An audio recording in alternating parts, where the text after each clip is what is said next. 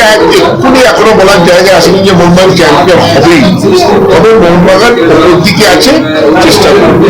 এটা খুব বড় একটা টার্নিং পয়েন্টে ভারতীয় ফুটবল দাঁড়িয়ে আছে। এইবারে কন্ট্রাক্টটার উপরে কিন্তু ভারতীয় ফুটবলের ভবিষ্যৎ নির্ভর করছে। এটা আর সবটা হতে পারবে না যে ঠিক আছে 1 বছর আবার লিগ চালিয়ে দাও তারপর দেখা যাবে। তো সেই জন্য সেই কন্ট্রাক্ট, সেই পরিকাঠামো এবং ক্লাবগুলোকেও সেই কন্ট্রাক্টটাকে মানতে হবে। তো সর্ব মিলিয়ে এখন আপনি যেটা বললেন একদম সঠিক কথা, একটা মেক অর ব্রেকের জায়গায় কিন্তু ভারতীয় ফুটবল দাঁড়িয়ে আছে। আশা করবো সেখান থেকে শিখলে যেটা বললো সেখান থেকে এগোবে।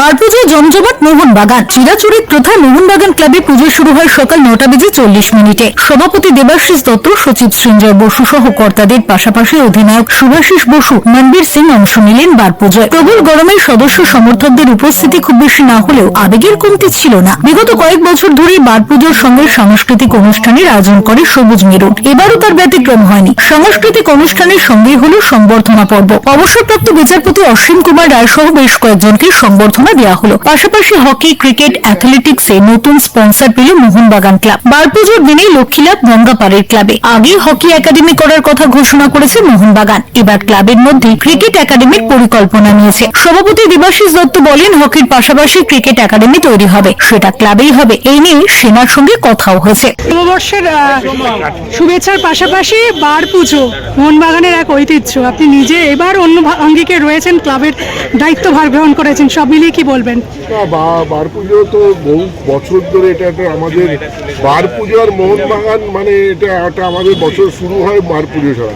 আমাদের বছরের শুরুতে অন্য কোনো প্রোগ্রাম নিজেদের পরিবার বলুন, পরিবার হচ্ছে মোহনবাগান পরিবারই আমাদের পরিবার, তাদের সঙ্গে কাটানোটাই অত্যন্ত আনন্দের।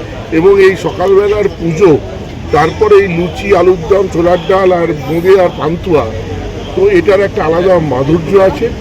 এবং গত 3 বছর ধরে শুরু হয়েছে সঙ্গীতানুষ্ঠান, সেটাও এবারও খুব সুন্দরভাবে পালিত হয়েছে। খুব সুন্দর করে আমাদের গ্রাউন্ড থেকে এটি 700তম আপনি দেখবেন মাঠ সাজানো হয়েছে। তো এই সব মিলিয়ে আর এত সদস্য সমর্থকের আগমনে নতুন বছর আশা করি আবার সাফল্যে মণ্ডিত হবে। পাশাপাশি দেবাশিস দত্ত উল্লেখ করেছেন, মোহনবাগান সবসময় চ্যাম্পিয়ন হওয়ার জন্যই খেলে, এবারে খেলছে। প্রথম এনে লুচি, আলুর দম, ছোলার ডাল, পান্তুয়া, বোঁদে তো ছিলই। সব মিলিয়ে মোহনবাগান হয়ে উঠেছিল মিলন ক্ষেত্র। Bureau report, channel 10।